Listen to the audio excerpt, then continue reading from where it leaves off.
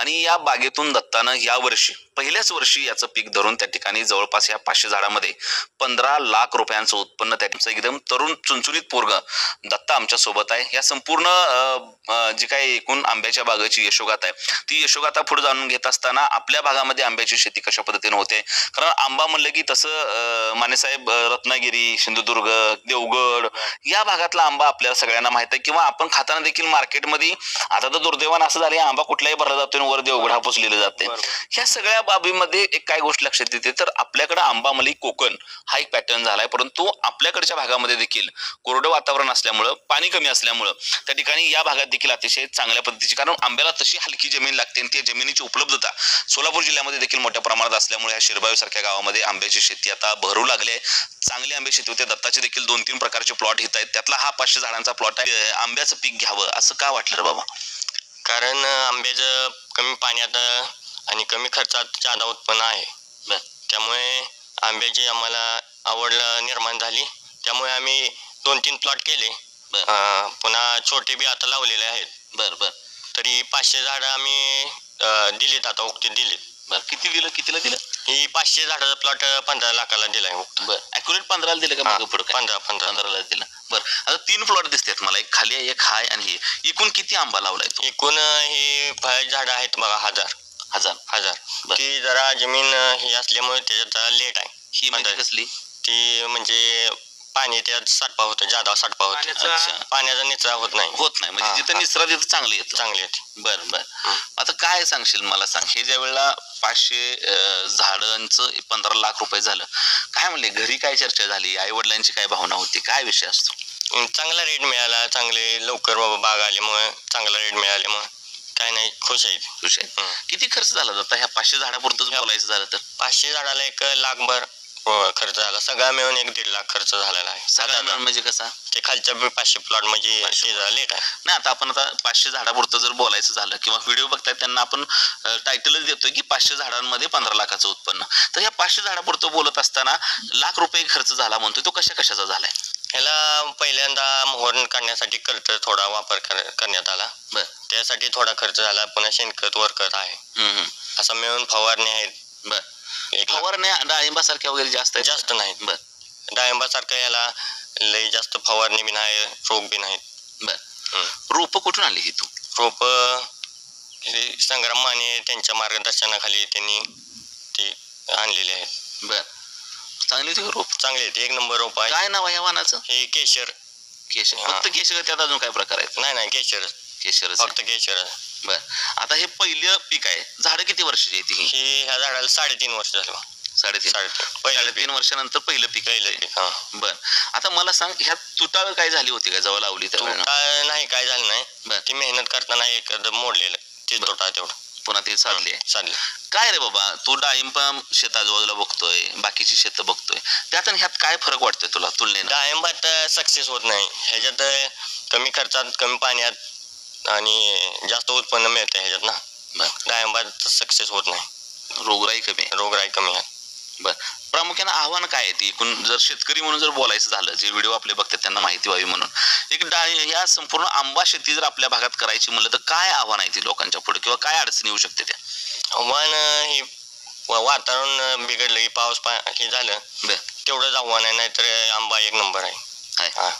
ठीक आहे, बोलणं अपेक्षित आहे आम्हाला, थोडं डिटेल बोलणं अपेक्षित आहे. तुमच्यापासून सुरुवात करायची आहे. पहिलं मला सांगा की आपल्या भागातल्या शेतकऱ्यांनी आंबा लागवडीकडे का वळावं असं तुम्हाला वाटतंय, किंवा तुम्ही काय आव्हान करताय तिथून पुढे या टेक्निकल माहितीबद्दल जाऊ. प्रामुख्याने आज फळबागांच्या म्हणजे तुम्ही बघत असाल की डाळिंब, द्राक्ष किंवा इतर फळबाग आहेत, त्याच्यापेक्षाही आंब्याची शेती एकदम कमी खर्चामध्ये आणि कमी माणसामध्ये, ज्याच्याकडे माणसाची माझा अंदाज आहे 0% कमतरता, ज्याच्यापाशी माणसं नाहीत त्या लोकांनी तर आंब्याची शेती प्रामुख्याने निवडायला पाहिजे. कारण की कमी खर्चामध्ये जर जास्त उत्पादन घ्यायचं असेल तर आंब्याचं उत्पादन आहे. कारण की आंब्याचं माल हार्वेस्टिंग करताना जे व्यापारी आहेत ते स्वतः आंबा, त्याची चॉईस आंबा घेऊन जातात, हाताने तोडतात. शेतकऱ्याला कुठल्याही प्रकारचा त्रास नाही. कारण इतर फळपिकांमध्ये द्राक्ष असेल, डाळिंब असेल, चिक्कू, पेरू असेल, त्या ठिकाणी स्वतः शेतकऱ्याला कष्ट करायला लागतं, स्वतः मार्केट हुडकायला लागतं. तर आंब्याची शेती अशी आहे की या ठिकाणी प्रामुख्याने स्वतः शेतकरी बांधावरती येतात. ज्या वेळेस आपल्या तालुक्यामध्ये, आपल्या जिल्ह्यामध्ये, आपल्या गावामध्ये ज्यावेळेस आपल्या आंब्याची बाग आहे असं समजतं ना, तर हजारो शेतकरी, हजारो व्यापारी, हजारो एक्सपोर्टर आपल्या बागेमध्ये येऊन त्या ठिकाणी विविध प्रकारे त्याची मागणी टाकतात. म्हणजे एक प्रकारचं निलाव पद्धतीची ही शेती, आंब्याची शेती आहे. इतर फळबागामध्ये कुठल्याही प्रकारची ही आपल्याला असं दिसून येत नाही की बाबा बागेमध्ये येऊन व्यापाऱ्याने बाग मागितली. तर आंब्याची शेती ही निलाव पद्धतीची शेती म्हणलं तर चालेल. आज येतो 10,000ला मागतो, उद्या येतो 20च मागतो, परवा येतो 10 लाखाला मागतो. अगदी म्हणजे शेतकऱ्याला एक चांगल्या पद्धतीचा आर्थिक नफा त्याच्या बांधावर उपलब्ध करून देणारी आणि आंब्याला मुळात आपल्याकडे फळाचा राजा असं म्हणलं जातं. किती जरी आंब्याची शेती झाली तरी मला वाटतं माने साहेब कधीच आंबा बाजारामध्ये स्वस्त होणार नाही. विषय असा आहे की नवीन आंबा लागवड करणाऱ्या शेतकऱ्यांना एक भीतीचं वातावरण झालंय की भरपूर ठिकाणी आपण आंबा लागवड करतोय की अति प्रमाणात जर आंबा लागवड झाला तर त्या ठिकाणी आपलं काय होईल. तर मित्रांनो, मी सांगू इच्छितो साधारण ह्या आंब्याच्या एकूण शेतीमध्ये कशा असावी. तर जमिनीची, आंब्याची जमीन जी आपल्याला हलकी, माळरान, मुरमाड जमीन, ज्या ठिकाणी पाण्याचा चांगल्या प्रकारे निचरा होईल अशी जमीन असावी.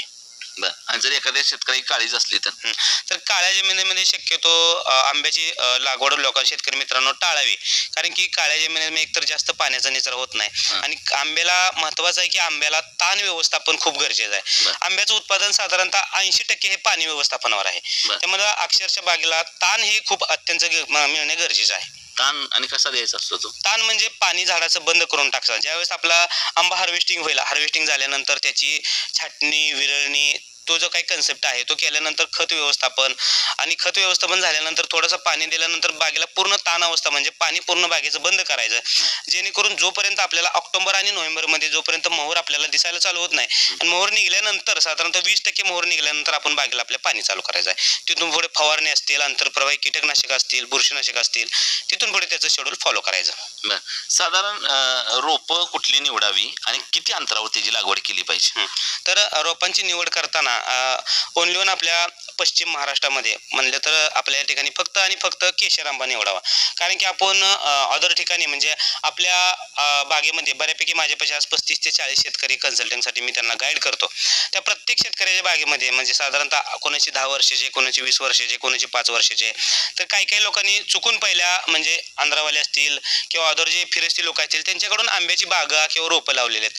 तर त्या प्रत्येक शेतकऱ्याच्या प्लॉटमध्ये व्हिजिट करायला गेल्यानंतर माझ्या अशा काही गोष्टी लक्षात आल्या की आल्या म्हणण्यापेक्षा प्रत्यक्षात मी तो बघतोय, पाहतोय की प्रत्येक व्हरायटीचा आंबा, तो दशेरी असेल, हापूस असेल, तोतापुरी असेल किंवा अनेक अशा 150 व्हरायटीच्या आंब्यामध्ये त्या आपल्या महाराष्ट्रामध्ये ओनली वन केशर आंबा हा असा आहे की त्या ठिकाणी त्याची गोडीच वेगळी आहे. आज कोकणामध्ये जसा हापूस पिकतो तसा महाराष्ट्रामध्ये केशर, आणि केशर सोडून अदर व्हरायटीला आपल्या महाराष्ट्रामध्ये गोडी नाही. आपल्या मादीमध्ये तर कसली सुद्धा गोडी येत नाही. तर आपण जर कोकणातला हापूस जर आपल्या बागेमध्ये जर खायला जरी लावली 4 झाडं तरी तो हापूस आंबट गोड लागतो.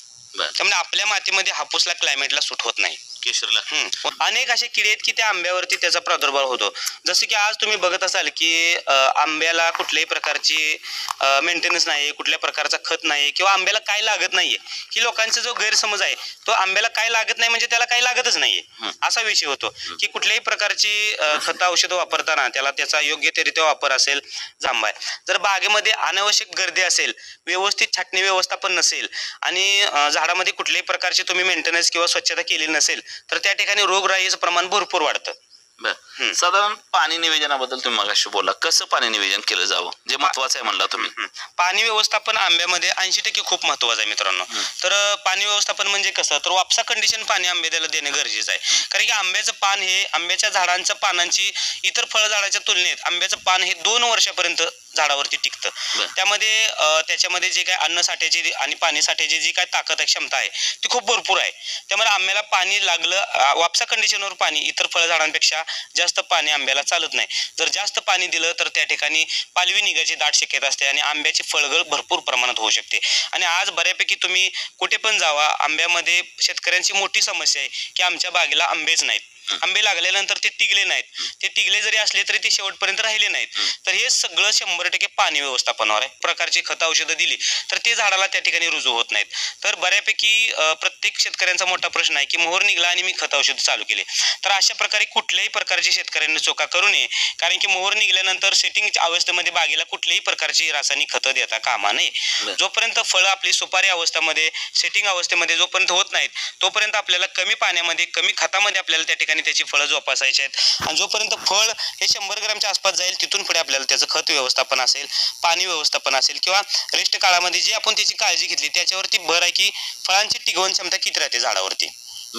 साधारण माल आलेला एक्सपोर्ट क्वालिटीचा यावा त्यासाठी काय काळजी घेतली तर पाहिजे? एक्सपोर्ट क्वालिटीसाठी आपण बऱ्यापैकी फ्लावरिंग अवस्थेमध्ये जेव्हा फुलोऱ्या अवस्थेमध्ये बाग असते त्यावेळेस ती प्रत्येक ठिकाणी आपण ते वेळोवेळी दर 15 दिवसाला 10 दिवसाला जसं जसं क्लायमेट असेल तसं तसं आपण त्याच्या बुरशीनाशकाच्या कीटकनाशकाच्या रासायनिकमध्ये असेल किंवा आपले जैविकमध्ये असतील त्या प्रकारच्या आपल्याला बुरशीनाशकाच्या फवारणी घेणे गरजेचे आहे. तिथून पुढे जसं जसं रोग दिसतील तसं तसं त्या प्रत्येक रोगावरती वेगवेगळ्या प्रकारचे औषध आहेत. मार्केटमध्ये जे औषधं उपलब्ध आहेत तीच औषधं वापरायची आहेत, पण प्रत्येक औषधाचं प्रमाण हे वेगळं आहे. प्रत्येक किडीसाठी प्रत्येक औषध वेगळं लागतं. आज बऱ्यापैकी मार्केटमध्ये बघताय ज्यांना आंब्याचा अनुभव नाहीये, जे आंब्यामध्ये नवीन शेतकरी आहेत ते जात आहेत आणि कुठलंही एखादं कीटकनाशक आणून मारतात. पण ते चुकीचं कीटकनाशक मारल्यामुळे पण फळांची गळती होऊ शकते. चुकीचं कीटकनाशक बुरशीनाशक मारल्यामुळं फळांचं त्या ठिकाणी किपिंग क्वालिटी असेल, त्याला थ्रिप्स असेल, त्याच्यावरती जे आपण म्हणतो ना एक्सपोर्ट क्वालिटीचा माल जो तयार होत नाही तो कारणच ते की चुकीच्या औषधाची फवारणी केल्यामुळे आपल्याला फळं त्या ठिकाणी एक्सपोर्ट होत नाहीत.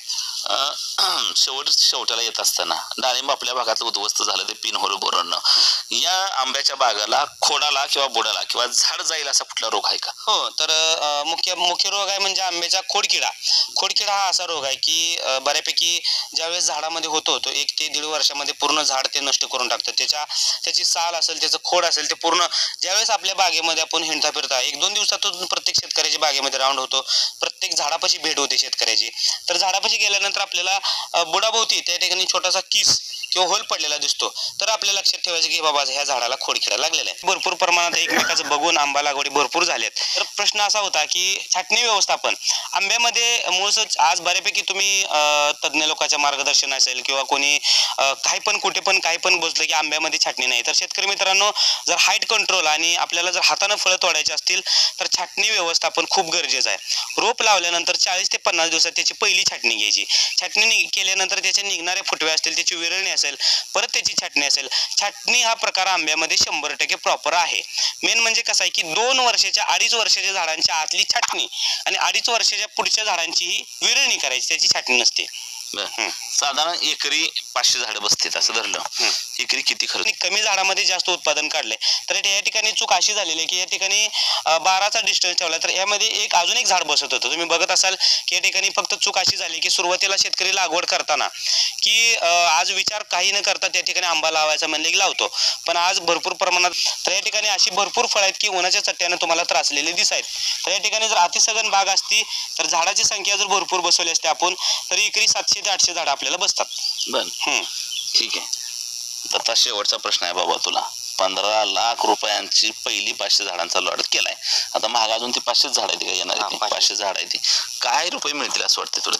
त्यात एक 10 टनाच्या आसपास माल निघत, तरी 100 रुपयानं घालून तरी 10 लाख रुपये त्याचं होतं.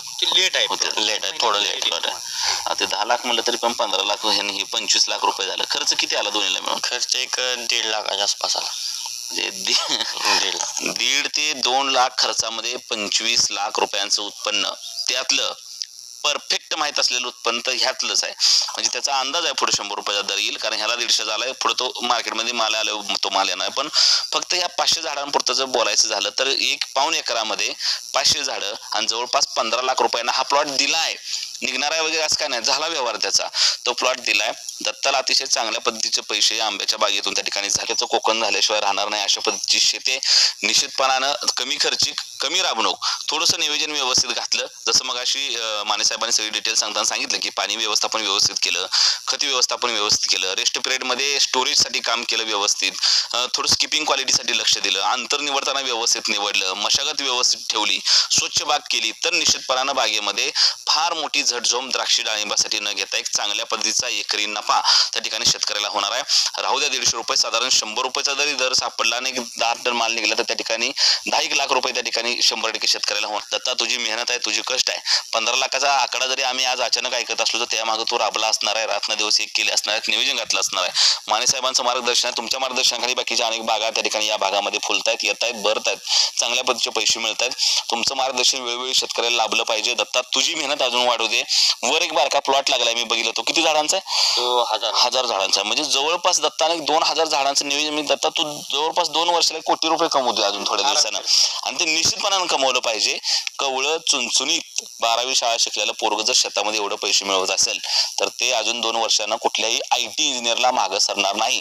आणि जो शेतकरी कायम कुठल्या तरी चित्रपटामध्ये दाखवताना फाटक्या कपड्यातला दाखवला जातोय, तो मात्र आमचा दत्ता स्मार्ट रुबाबात गाडी घेऊन ह्या गावातनं बाहेर पडलेला त्या ठिकाणी दिसेल. प्रत्येक शेतकऱ्याच्या वाट्याला ते दिवस यावेत, प्रत्येक शेतकऱ्याच्या मेहनतीला रंग यावा, त्याच्या मेहनतीला चांगल्या पद्धतीनं बाजारामध्ये मोबदला मिळावा. शासन